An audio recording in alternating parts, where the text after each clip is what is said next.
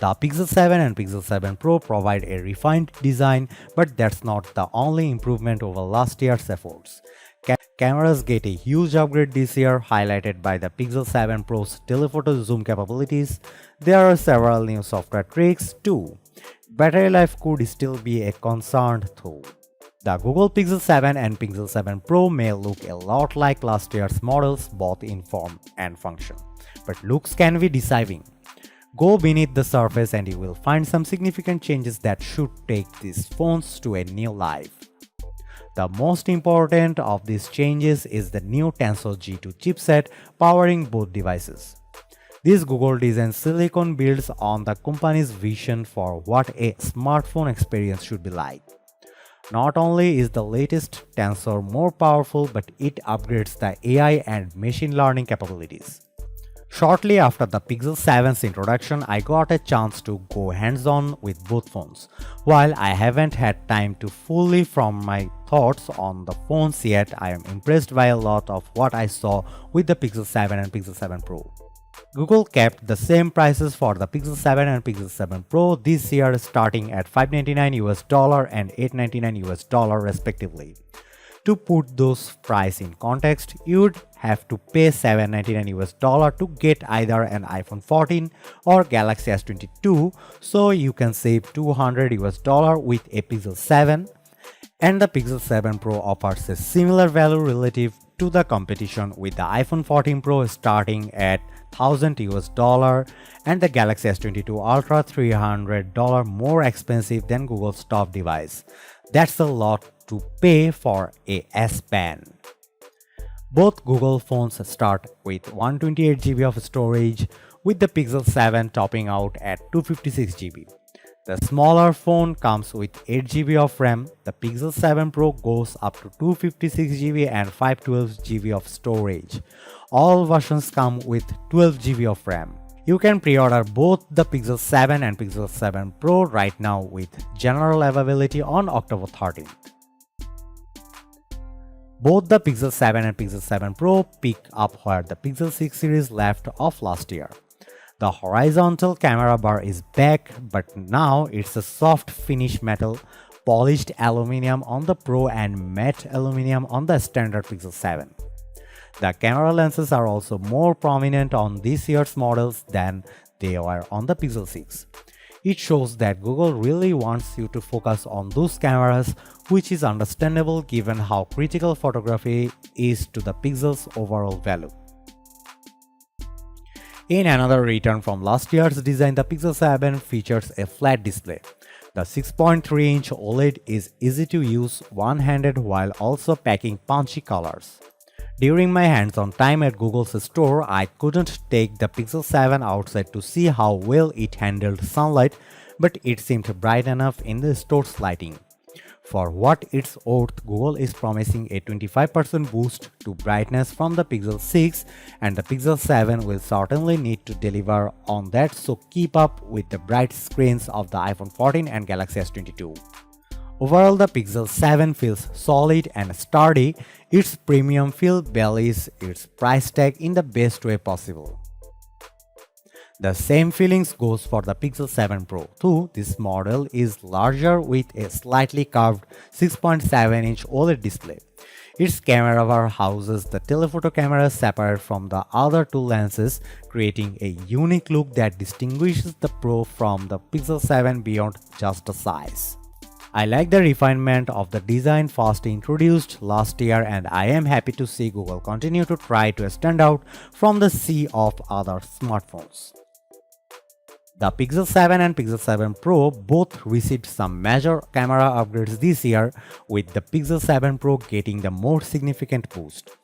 Google put a huge emphasis on zoom, with the Pixel 7 Pro aiming to offer professional-level telephoto capabilities. Google's Super Res Zoom technology has vastly improved. Not only does it allow the main 50-megapixel camera to shoot at 2x, cropping down to a 12.5-megapixel image, but the Pixel 7 Pro can get high-quality zoom anywhere between 2.5x to 4.9x by combining images from the main and telephoto cameras. At 5x, the telephoto lens kicks in, but Super Res Zoom works similarly up to 10x, which Google claims can create some amazing zoomed images.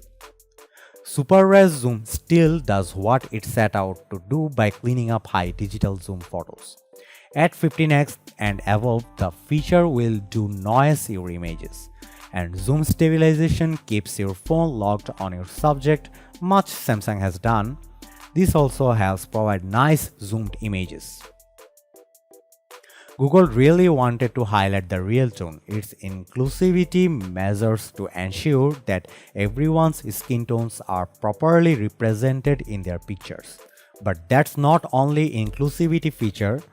Guided frame helps blind users take perfect selfies by guiding them via voice to line up their shots. While I'm not blind, I nonetheless find this so cool. Both the Pixel 7 and Pixel 7 Pro feature a new macro mode, much like Apple introduced with the iPhone 13. Google accomplished this by increasing the ultra-wide sensor size by 25%, but it also added autofocus to that camera. All of that combined with Pixel's computational photography prowess should equal some beautiful macro shots. But what about video? Cinematic blur, much like Apple's cinematic mode, adds a shallow depth of field effect to your videos, making for some artistic blur at 24 fps. Active stabilization is just like Apple's action mode, meaning it offers gimbal-like stabilization to videos. 10-bit HDR is also now standard, offering a broader range of colors, and the Pixel 7 and Pixel 7 Pro can shoot in 4K 60 fps. Suffice to say, I can't wait to try out video and compare the Pixel 7 Pro to the iPhone 14 Pro. Many of the camera features outlined above are made possible by the new Tensor G2 chipset. Take photo unblur, which does what it says it does. The latest Pixels can unblur pictures using machine learning and AI, but it's not just for pictures you take on Google Pixel 7. The new Pixels can even unblur pictures in your Google Photos library. But that's not all that the new silicon brings to the table. Thanks to the latest Tensor, Google's new phones offer some really neat software tricks.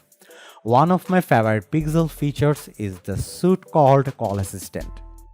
This includes call screen, which answers your phone for you to determine who's on the other line. It's a godsend for spam and scam callers.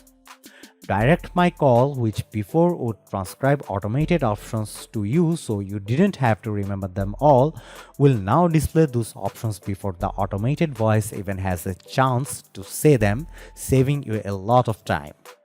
And let's not forget Clear Calling, coming later on, which will use Tensor's power to quiet background noise and boost the caller's voice. Assistant has also gotten smarter, particularly the voice texting. The Pixel 7 and Pixel 7 Pro will now suggest relevant emoji, even if you don't remember the exact name of one you are trying to send. The Pixel 7 and Pixel 7 Pro will see 5 years of security updates, but unfortunately Google has only committed to 3 years of the platform updates. That means the 2025's Android 16 will be the Pixel 7's last Android update unless Google changes its mind. Considering that Samsung offers 4 years of Android updates, I find this move by Google disappointing. I am really excited for the Pixel 7 and Pixel 7 Pro, and I have even more excited to spend more time with both handsets in the upcoming days. The camera upgrades really entice me, especially the zoom upgrades.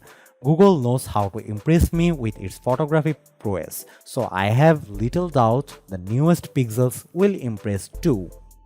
The new software features also excite me, from photo unblur to the call assist features. I love voice texting on the Pixel 6 Pro, so I imagine it will be a similar if not better experience on the Pixel 7 series. We will have our full reviews in the coming days, so keep it locked here.